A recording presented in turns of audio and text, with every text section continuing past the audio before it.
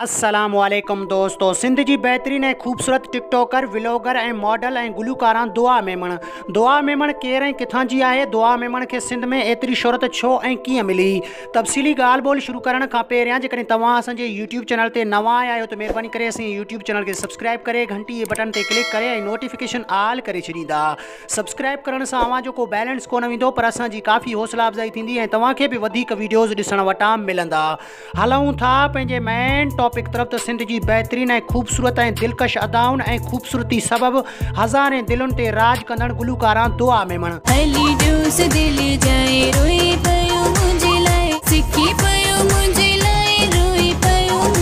दुआ मेमण सब खां पहिरियां हिकु टिकटॉकर हूंदी हुई ऐं टिकटॉक ठाहींदी हुई। आहिस्ते आहिस्ते दुआ मेमण गुलकारी तरफ़ आई ऐं हिकु कामयाब गुलकारा बणिजी वई।